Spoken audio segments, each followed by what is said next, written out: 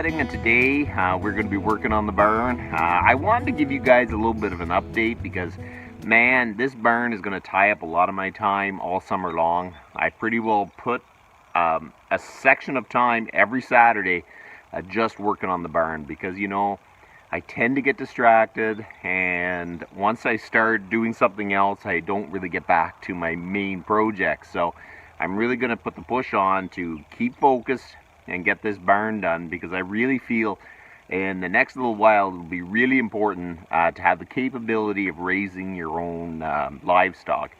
You know what? It's just the times we're in, and I think we really got to take that seriously.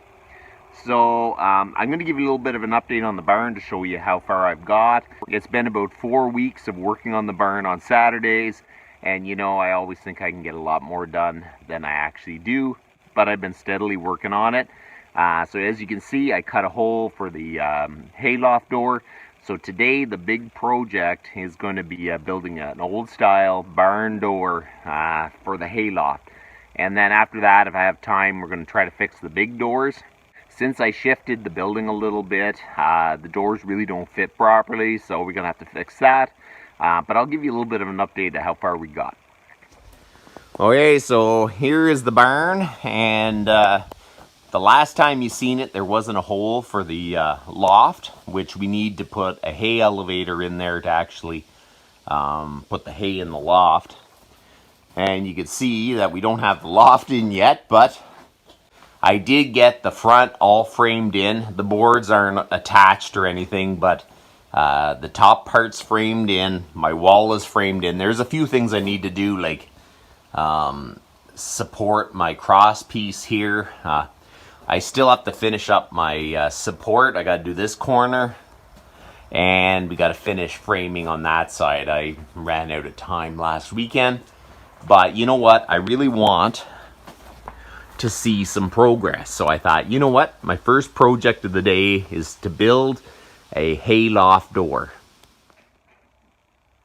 A few years ago, I picked up some barn board. There's a company that sells really high quality barn board and beams, and they buy them in big lots, and then they kind of go through them, and then some of them they can't really sell because see, the tongue is off that one, and whatever reason they decide not to sell it, and they end up putting it out at the end of the road, and you can just pick it up for free. So I picked up a whole bunch of that. The wood will work really good to make my hayloft door. You know, barn doors, they have this cross piece to kind of support the door. I want to put that to the outside. I think it'll be aesthetically pleasing. It'll look good on the barn and everything. So what we're going to do is cut the tongue and groove boards to length. We'll get our cross bracing all in, and then we'll get the door up in there and we'll get a good look at what it'll look like. I think it's going to look good. I want to make sure that the door is super solid. You don't want to be going up there and fixing the door on the hayloft constantly, because that could just get annoying. I'm going to try to build it solid enough that it'll last for years. That's the plan anyways.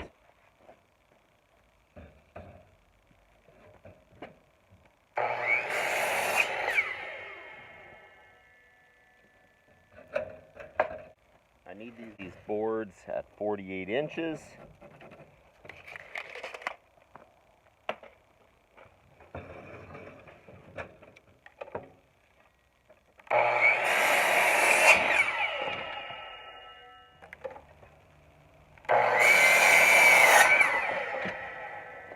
So now you lay them out on the ground, and I look, and I have 35 inches. So what I'm going to do is cut the tongue off this board so I have a straight edge. Then we'll put all the boards together and then measure it out, and it's supposed to be 33 inches. Then we'll cut enough off the last board to get our 33 inches, and then we can assemble it. Here is the cheap homesteading high quality tools. Look at this. This is a Shopcraft 10-inch table saw. You know what? I got this at a garage sale, and it was probably 20 bucks.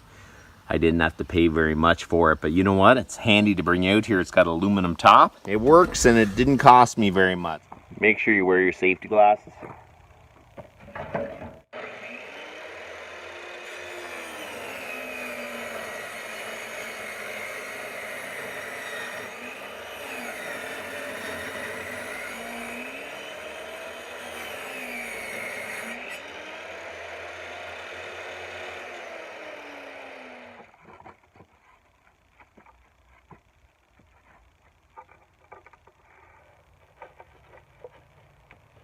So we are at 34.5, so I have to remove 1.5 inches off the far board.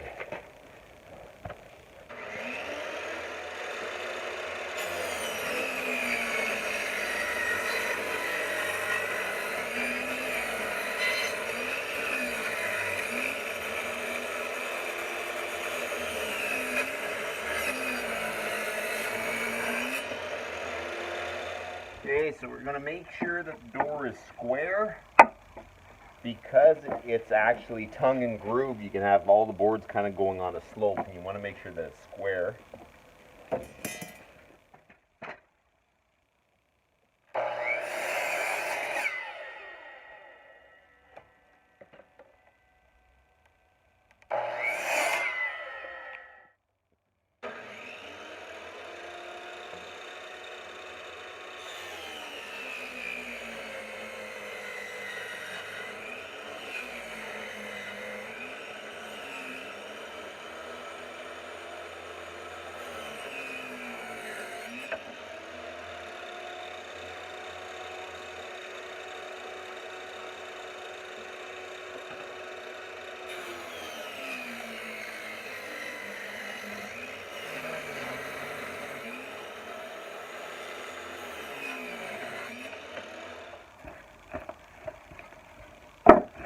Okay, so there you go. Okay, so now we'll have to cut a brace piece 41 inches long. I need to make 2 angle cuts on the center brace piece, and you know what? I am not good at cutting angles. I'll show you how I do it. I make sure these are straight, both sides. They're sitting where I want them. I put my brace piece up. I mark here, and then I mark here. I do the same over here and here. Then I get the square and I mark these pieces.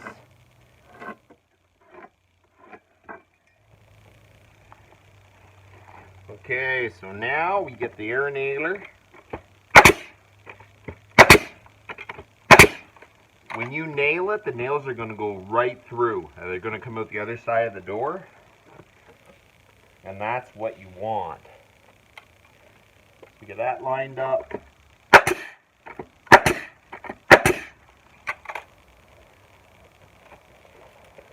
Go to this side. I'm going to make sure all the boards are tight.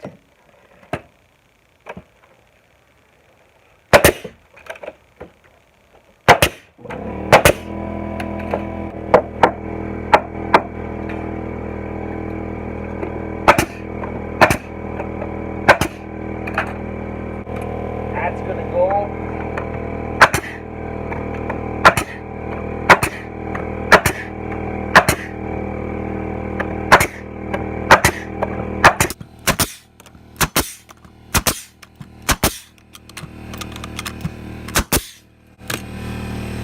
And then you finish up doing all these boards.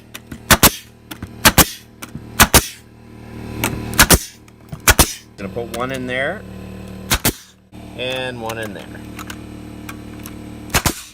So you're gonna have a door that has a bunch of nails sticking out the other side of it, and that is exactly what you want.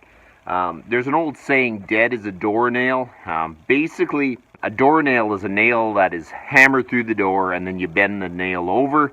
It kind of gives part of its sturdiness to the door because it takes quite a bit to actually straighten out that nail after you bend it over. So once they're all bent over, we can start installing the door in the opening.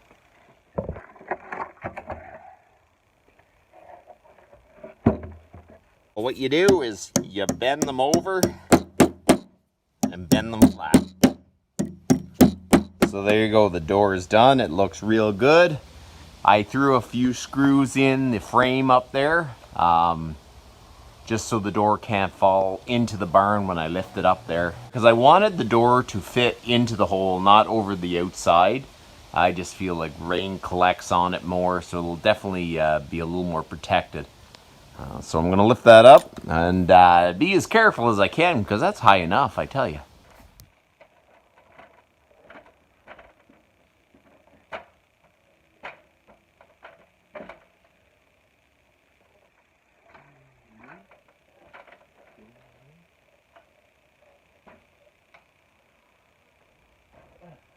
So that's kind of what it'll look like. I got to put a door jamb and hang it on the hinges so it'll actually fit in the middle of the hole, but I think that's going to look good. I mounted the hinges.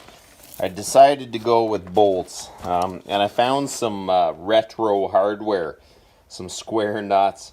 I was thinking, should I put washers? But I think I'm going to allow the square nuts to kind of sink into the wood a little bit. I think that's going to be good.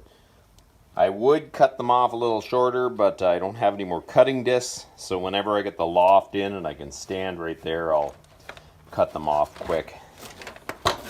But otherwise, I think that's going to look good. And here is the latch I went with. I can just sit a bolt or something in there so it can't open, and that'll be on the outside. I don't know, my dad kept a ton of stuff, like old hardware, old bolts. I don't know where he got this from, but these things are great. The square nuts.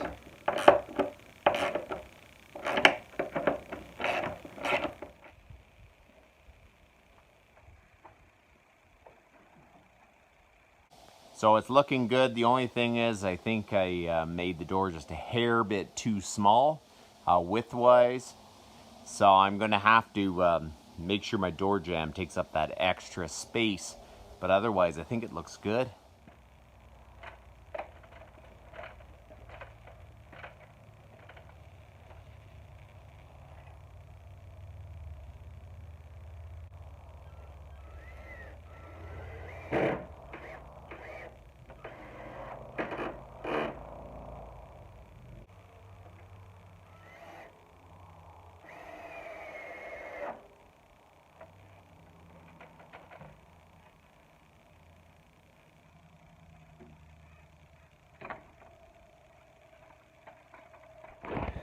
Okay, you know, I probably should have found some scaffolding because that's a little sketchy, but we got it up there. So I'm going to throw more screws in the hinge, but I wanted to see if it actually opens and closes properly.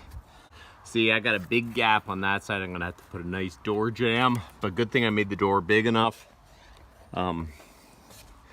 that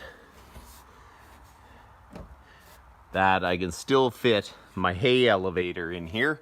Well, I don't have a hay elevator yet, but that's where the hay is going. It's not going to be a huge space, but if I have to build a little more of a lean-to on the back, I will. But it'll hold quite a bit, I bet.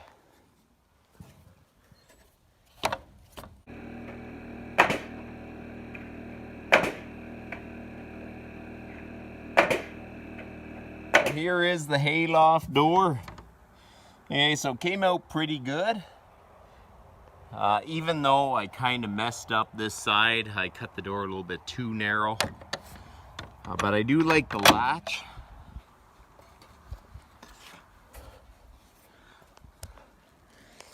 Whenever I get the loft in, I'm going to cut those off because I don't feel like cutting them off up here. But that actually came out really, really nice. So there you go, the hayloft door is done. It's kind of a traditional way of making a barn style door. You know, at least around here, the buildings that are on the homestead that my grandfather worked on or made, that's kind of how he made doors. So I'm sure if it worked for him, it'll work for me.